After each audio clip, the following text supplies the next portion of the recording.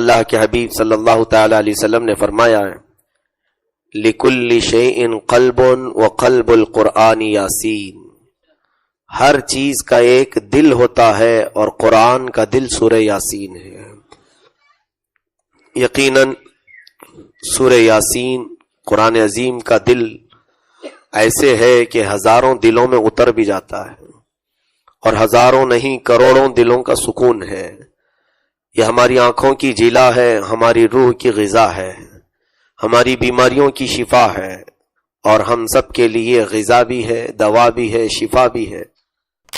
السلام علیکم پیارے دوستو، سورہ یاسین کی 7 فضیلتیں جو ہر مسلمان کو معلوم ہونا چاہیے، اسے مفتی سلمان اظہری کی زبانی ہم سنیں گے۔ لیکن اس سے پہلے امام احمد بن حنبل رضی اللہ تعالی عنہ، جن کو رسول کریم صلی اللہ تعالی علیہ وسلم کی 3 لاکھ حدیثیں یاد تھی، ان کے ساتھ ہوئے واقعے کو جاننا بے حد ضروری ہے۔ امام احمد بن حنبل نزا کی عالم میں بستر پر لیٹے ہوئے تھے اور روح نکالی جا رہی تھی۔ شدت کی تکلیف تھی۔ تھوڑی ہی دیر کے بعد اللہ کا فضل و احسان ہوا کہ آپ کی طبیعت بالکل ٹھیک ہو گئی۔ آپ بستر سے اٹھ کر بیٹھ گئے اور رونے لگے تو آپ کے آس پاس کھڑے مریدین، شاگرد و رشتہ دار وغیرہ آپ کی طرف حیرانی سے دیکھنے لگے۔ تب امام احمد بن حنبل نے کہا کہ اے لوگو، میں تمہیں بتاؤں کہ میرے ساتھ ابھی کیا واقعہ ہوا؟ سب نے کہا کہ کیا ہوا، آپ ہمیں جلدی بتائیں۔ آپ نے کہا کہ یہ نزا کا عالم، روح نکلنے کا احساس کتنا تکلیف کا ہوتا ہے، میں بیان بھی نہیں کر سکتا۔ میں انتظار میں تھا کہ اب موت آئے گی، لیکن روح نکلنے کی تکلیف کے ساتھ مجھے شدت کی پیاس لگی تھی۔ میں نہ کچھ کہہ پا رہا تھا، نہ ہی اپنی جگہ سے ہل پا رہا تھا۔ اس پیاس کی عالم میں ابلیس شیطان میرے پاس کھڑا ہو کر مجھے بہکانے کی کوششیں کرنے لگا۔ اپنے ہاتھ میں پانی لیا ہوا تھا، میں چاہ رہا تھا کہ کاش ایک بار مجھے یہ پانی پلا دے۔ وہ شیطان مجھے بار بار پانی دکھا کر بہکانے کی کوششیں کر رہا تھا۔ میں سوچ رہا تھا کہ کہیں میں اس کے بہکاوے میں نہ آ جاؤں۔ اسی دوران ایک خوبصورت نوجوان وہاں آیا۔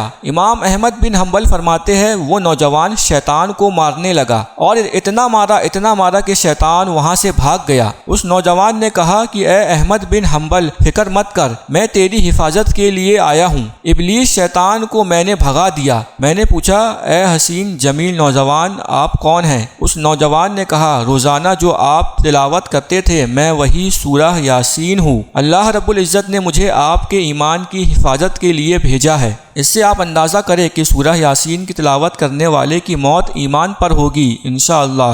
ہر مسلمان کے لیے یہی اصل دولت ہے، کیونکہ ایمان پر موت ہوئی تو جنت ملے گی، لیکن اگر کفر پر مرے تو ہمیشہ جہنم میں رہنا پڑے گا۔ آئیے دوستو، ہم مفتی سلمان اظہری سے سورہ یاسین کی 7 فضیلتیں کیا کیا ہے سنتے ہیں۔ سورہ یاسین کی فضیلتوں میں بہت سارے روایات مروی ہیں، احادیث کریمہ سے بھی۔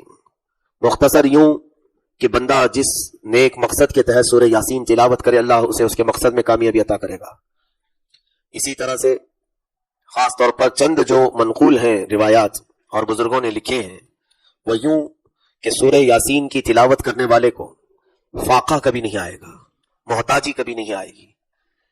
اتنا ہے کہ اللہ رب العزت اسے کسی اور کا محتاج نہیں بنائے گا۔ سبحان اللہ۔ سورہ یاسین کی تلاوت کی پابندی کرنے والا دوسروں کے سامنے ذلیل کبھی نہیں ہوگا۔ اللہ رب العزت اس کو ہمیشہ سر بلند رکھے گا۔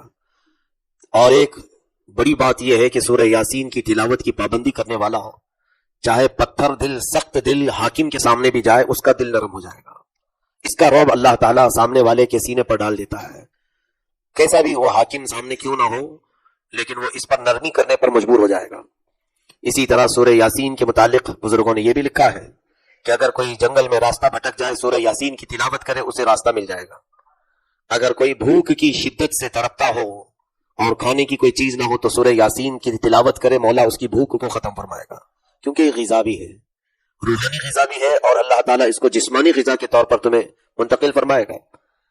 اور سب سے بڑی بات تو یہ ہے کہ سورہ یاسین کی تلاوت کرنے والے کا خاتمہ ایمان پر ہوگا، اس کی موت آسان کر دی جائے گی۔ جھانکنے کا جو وقت ہوتا ہے یہ بڑا کٹھن وقت ہے، اس کو ایکسپلین بھی کوئی کیسے کر سکتا ہے، کیونکہ اس وقت کے بعد تو پھر سارے لوگ دنیا سے چلے جاتے ہیں۔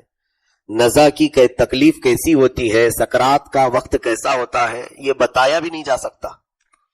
بتانے والا تو دنیا میں واپس آتا نہیں، جس کو ہوئی ہے وہ سیدھے قبر میں چلا جاتا ہے۔ حتیٰ کہ بعض بزرگوں نے یہ کہا ہے اس کی تکلیف کو یوں اندازہ کر سکتے ہو کہ سکرات کے وقت اگر جسم پر مکھی بیٹھ جائے تو ایسا لگے گا کہ ایک پہاڑ بیٹھا ہے، اور اس کے لیے ایک بوند پانی ایک ندی پانی کے برابر لگتا ہے.